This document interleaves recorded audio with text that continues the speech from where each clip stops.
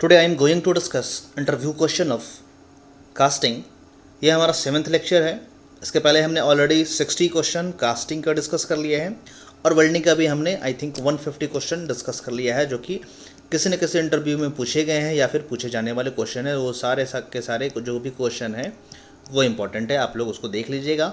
और PDF notes जो भी मैं क्वेश्चन करा रहा हूँ उसके आंसर के साथ आपको डिस्क्रिप्शन में अवेलेबल है, आप लोग वहाँ से उसको डाउनलोड कर लीजिएगा। तो फर्स्ट क्वेश्चन आज का देख लेते हैं कास्टिंग का। फर्स्ट क्वेश्चन है पैटर्न मटेरियल। पैटर्न का जो मटेरियल होता है वो कौन से मटेरियल का होता है, ये क्वेश्चन पूछा जा सकता है, बिकॉज पैटर्न एक इम्पॉर्टेंट कंपोनेंट है कास्टिंग अगर हम लोग कर रहे हैं तो उसका। तो पैटर्न जो है वो हम लोग किस किस मटेरियल का बना सकते हैं। तो सबसे पहले हम लोग वुड का पैटर्न बना सकते हैं, मेटल का पैटर्न बना सकते हैं और प्लास्टिक का भी पैटर्न बना सकते हैं। तो आप लोग ध्यान रख लीजिएगा, वुड का पैटर्न बना सकते हैं, मेटल और एलॉयस का बना सकते हैं, एल्युमिनियम का बना सकते हैं, ब्रास का बना सकते हैं, स्टील का बना सकते हैं, कास्ट आयरन का बना सकते हैं, कॉपर का भी बना सकते हैं। तो पैटर्न का आप लोग को मटेरियल के बारे में ध्यान रखना है। प्लास्टिक में भी पॉलीस्टाइरीन बना सकते हैं, PVC बना सकते हैं, पॉलीविनाइल क्लोराइड बोलते हैं, PVC बना सकते हैं। ये सब कुछ एग्जाम्पल हैं पैटर्न मटेरियल का। तो आपसे अगर पूछा जाएगा कि कौन कौन से पैटर्न मटेरियल हम लोग यूज़ करते हैं या कौन कौन से मटेरियल हम लोग यूज़ करते हैं पैटर्न बनाने में, तो आपको सिंपली बता देना है वुड है, मेटल में एग्जाम्पल ले सकते हैं, एल्युमिनियम हो गया, स्टील हो गया, कास्ट आयरन, उस टाइप से। फिर आपको हो गया, आपको प्लास्टिक में हम लोग पॉलीस्टाइरीन और PVC यूज़ कर सकते हैं। सेकंड देखते हैं व्हाट इज़ फ्लूइडिटी। फ्लूइडिटी क्या है? तो फ्लूइडिटी आप लोग को ध्यान में रखना है। फ्लूइडिटी जो टर्म है वो रिलेटेड टू है मोल्टन मेटल के प्रॉपर्टी से। मोल्टन मेटल का प्रॉपर्टी होता है कि कितना इजीली जो होता है मोल्टन मेटल वो मोल्ड कैविटी को फील कर पाए, उसी को हम लोग बोलते हैं कि वो फ्लूइडिटी है। Fluidity it is ability of molten metal to fill into mould cavity. Mould cavity में फील होने की जो एबिलिटी होती है मोल्टन मेटल को, उसको हम लोग बोलते हैं वो फ्लूइडिटी है। तो स्टूडेंट जनरली कंफ्यूज होते हैं, एक होता है फ्लूइडिटी, एक होता है फ्लोएबिलिटी। तो फ्लूइडिटी और फ्लोएबिलिटी में वो कंफ्यूज हो जाते हैं कि फ्लूइडिटी किसको बोलते हैं और फ्लोएबिलिटी किसको बोलते हैं। तो आपको कंफ्यूज नहीं होना है। फ्लूइडिटी जो होता है वो टर्म होता है मोल्टन मेटल से, और फ्लोएबिलिटी जो होता है वो टर्म होता है आपको सैंड के फ्लोस। सैंड कितना इजीली फ्लो कर पाता है या फ्लो करता है, कितना स्मूथली वो मोल्ड जो होता है, मोल्ड बॉक्स होता है उसमें स्मूथली फ्लो कर पाता है, हर एक कॉर्नर तक पहुंच जाता है, उसको हम लोग बोलते हैं फ्लोएबिलिटी।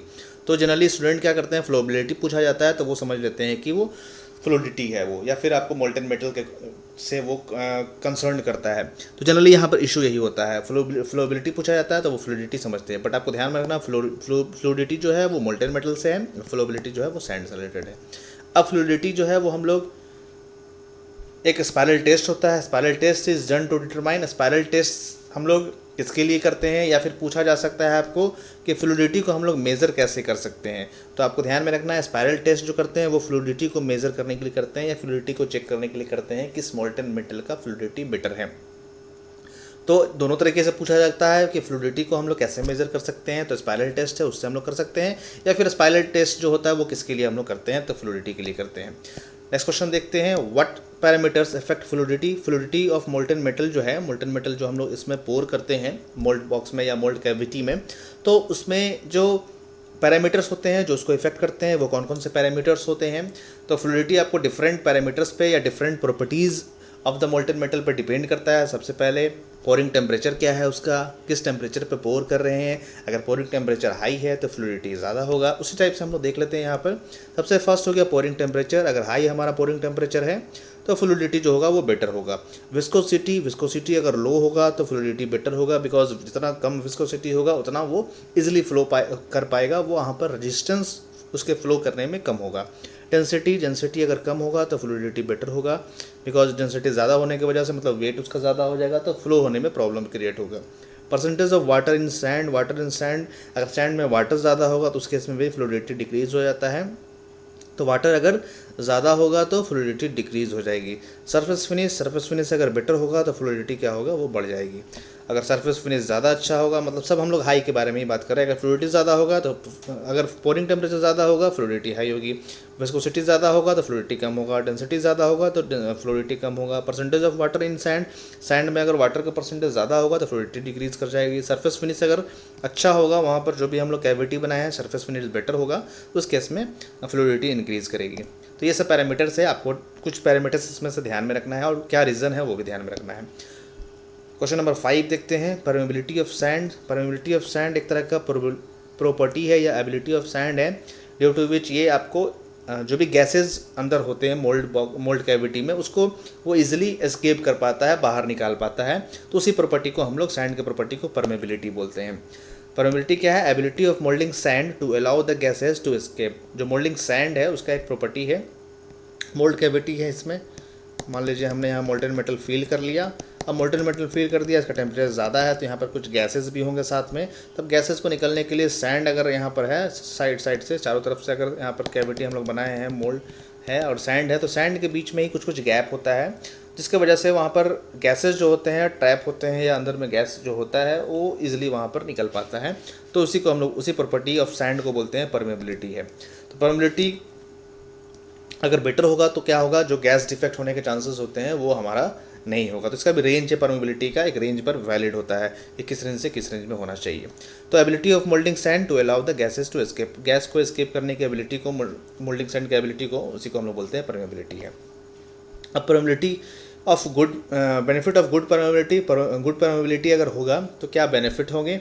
तो ऑलरेडी मैंने यहाँ पर बताया कि अगर परमेबिलिटी अच्छा होगा, गुड होगा, तो वहाँ पर गैस डिफेक्ट्स होने का चांसेस वहाँ पर कम होगा, बिकॉज वहाँ पर गैसेस जो अंदर में रहते हैं वो ट्रैप ना होकर वो बाहर इजिली एस्केप कर पाएंगे। क्वेश्चन नंबर 7 देख लेते हैं, स्मॉल ग्रेन्स हैव मोर और less permeability than large grains. मतलब पूछ रहा है कि स्मॉल ग्रेन अगर हम लोग हैं, जो सैंड हम लोग यूज़ कर रहे हैं, उसका ग्रेन साइज अगर स्मॉल है तो उसका परमेबिलिटी ज़्यादा होगा या परमेबिलिटी कम होगा।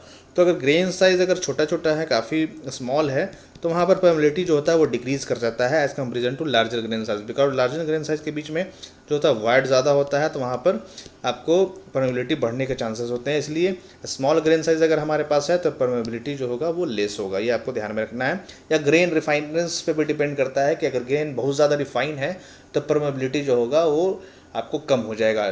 डायरेक्टली इन्वर्सली प्रोपोर्शनल है, वो इन्वर्सली प्रोपोर्शनल है।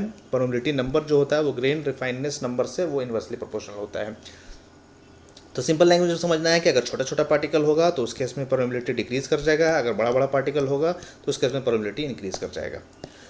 क्वेश्चन नंबर 8 देख लेते हैं, रिफ्रैक्ट्रीनेस ऑफ मोल्डिंग सैंड। जो मोल्डिंग सैंड का रिफ्रैक्ट्रीनेस होता है वो क्या होता है? तो मोल्डिंग सैंड जो होता है वो मोल्टेन मेटल के कांटेक्ट में आता है और मोल्टेन मेटल का टेम्परेचर जो होता है वो ज़्यादा होता है। तो एक तरह का ये एबिलिटी ऑफ मोल्डिंग सैंड है to withstand high temperature of molten metal. Molten temperature के हाई टेम्परेचर को विथस्टैंड करने की एबिलिटी को बोलते हैं रिफ्रैक्ट्रीनेस।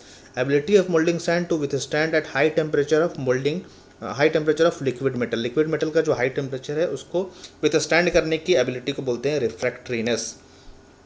अलग अलग मोल्डिंग सैंड का अलग अलग टेम्परेचर रेंज होता है, उसके हिसाब से हम लोग वहाँ पर बात करते हैं कि ये मोल्डिंग सैंड जो है वो कितना टेम्परेचर पर वो रजिस्ट कर पाएगा। जैसे कि सिलिका है, थोड़ा सा आप लोग टेम्परेचर ध्यान में रखना चाहें तो रख सकते हैं। सिलिका का आपको 700 डिग्री सेल्सियस पे, 1700 डिग्री सेल्सियस पे काम करता है। उसी तरह से आपको सिरेमिक है, सिरेमिक जो होता है वो 3500 डिग्री सेल्सियस पे वो रजिस्ट कर पाता है। उसी तरह से ग्रेफाइट जो है वो आपको 4200 डिग्री सेल्सियस पे रजिस्ट कर पाता है। तो आपको एक रफली मैं आइडिया दे दिया हूँ कि ऐसा ऐसा सैंड अलग अलग होता है, जिसका जैसा रिक्वायरमेंट होता है वहाँ हम लोग उसको यूज़ करते हैं। तो उसी को हम लोग रिफ्रैक्ट्रीनेस बोलते हैं। अगर कोई सैंड ज़्यादा टेम्परेचर ऑफ मोल्टेन मेटल को रजिस्ट कर पा रहा है या विथस्टैंड कर पा रहा है तो वो उसका रिफ्रैक्ट्रीनेस ज़्यादा होगा। अब क्वेश्चन है नेक्स्ट, व्हाट इज़ चैपलेट्स। ये भी काफ़ी इंपॉर्टेंट क्वेश्चन है, स्टूडेंट इसमें भी कंफ्यूज होते हैं। तो चैपलेट्स का यूज़ क्या है? चैपलेट्स क्या होता है वो हमने लास्ट लेक्चर में देखा था। एक कोर होता है जिसका यूज़ हम लोग करते हैं हॉलो ऑब्जेक्ट बनाने के लिए। सैंड कास्टिंग कर रहे हैं तो वहाँ पर हॉलो पार्ट अगर हम लोग बनाना है तो कोर को यूज़ करते हैं। तो कोर को सपोर्ट करने के लिए हम लोग वहाँ पर चैपलेट्स का यूज़ करते हैं। कोर अपने जगह पर हो, जो मोल्टेन मेटल का फोर्स लग रहा है उसके वजह से वो अपने जगह से डेविएट ना हो, इसलिए हम लोग वहाँ पर चैपलेट्स का यूज़ करते हैं। अगर आप लोग पढ़े होंगे तो आप लोग देखे होंगे। Chaplets are used to support the core inside the mould. Mould के अंदर में कोर को सपोर्ट करने के काम में आता है चैपलेट्स। तो ध्यान में आपको रखना है। अब नेक्स्ट क्वेश्चन है कि चैपलेट्स जो बनता है वो कौन से मटेरियल का बनता है। तो चैपलेट्स हम लोग उसी मटेरियल का बना लेते हैं जिस मटेरियल का हम लोग को कास्टिंग करना है। बिकॉज कोर है वहाँ पर, कोर तो हम लोग हॉलो पार्ट के लिए यूज़ कर रहे हैं। अब साइड में अगर हम लोग चैपलेट लगाए हैं सपोर्ट करने के लिए तो यहाँ पर मोल्टेन मेटल फील किया जाएगा, यहाँ पर कम्प्लीटली मोल्टेन मेटल फील होगा। तो बिकॉज अगर चैपलेट सेम मटेरियल का होगा तो क्या होगा, वो इसी में अटैच हो जाएगा, यही हमारा मेन कास्टिंग हो जाएगा, कास्टेड प्रोडक्ट हो जाएगा और बीच में हम लोग को हॉलो पोर्शन यहाँ पर मिल जाएगा। तो जिस मटेरियल का हम लोग कास्टिंग करना रहता है उसी मटेरियल का चैपलेट्स यूज़ करते हैं। Chaplets are made up of same materials as the casting, same material as the casting. अब ये कौन से मटेरियल का होता है, तो मान लीजिए हम लोग कास्टिंग तो मेटल ऑब्जेक्ट का ही करते हैं या मेटल मटेरियल का ही करते हैं, तो मेटालिक ऑब्जेक्ट का ही होता है। जिस मटेरियल का हम लोग को कास्टिंग करना है सेम मटेरियल का हम लोग चैपलेट यूज़ करते हैं। ये इस लेक्चर का लास्ट क्वेश्चन था। आप लोग के रिवीजन के लिए क्वेश्चन मैं दे देता हूँ, इसका राइट आंसर वीडियो के कमेंट में कमेंट करना है। Application of centrifugal casting, centrifugal casting का क्या एप्लीकेशन है आपको वीडियो के कमेंट में कमेंट करके बताना है कि कौन कौन सा एप्लीकेशन मैं आप लोग को बताया हूँ। तो ये आपका रिवीजन का क्वेश्चन है। जिस भी क्वेश्चन में डाउट होगा आप वीडियो के कमेंट में कमेंट करके पूछ सकते हैं। टेलीग्राम चैनल का भी लिंक वीडियो के डिस्क्रिप्शन में प्रोवाइडेड है, ऑलरेडी आपको बताया हुआ है। आप चाहें तो वहाँ पर भी ज्वाइन करके आप क्वेश्चन पूछ सकते हैं और वीडियो के डिस्क्रिप्शन में पीडीएफ नोट्स भी अटैच है, आप उसको डाउनलोड कर लीजिएगा। डाउनलोड करके वहाँ पर क्वेश्चन और आंसर दोनों है, बिकॉज रिवीजन करना काफ़ी इंपॉर्टेंट है। क्वेश्चन एक बार आप देख ले रहे हैं, लर्न कर ले रहे हैं, बट उसको बार बार रिवाइज आपको करना बहुत ज़रूरी है। बिकॉज रिवाइज नहीं करेंगे तो वो एग्ज़ाम इंटरव्यू में आपको राइट आंसर वहाँ पर बोलना होता है, बोलने के लिए हम लोग राइट आंसर वहाँ देना होता है और राइट आंसर आप लोग तभी दे पाएंगे जब उसको बार बार लर्न करेंगे। तो लर्न करने के लिए आप लोग पीडीएफ नोट्स डाउनलोड कर लीजिएगा और उसको बार बार देखते रहिएगा, ताकि वो जो भी क्वेश्चन मैं कराया हूँ या जो भी आंसर है उसका आपको माइंड में सेट हो जाए। तो वीडियो को यहीं पे स्टॉप करते हैं। वीडियो को देखने के लिए थैंक यू सो मच। देखने के बाद लाइक और शेयर ज़रूर कीजिएगा और चैनल को सब्सक्राइब भी कर दीजिएगा। Thank you so much.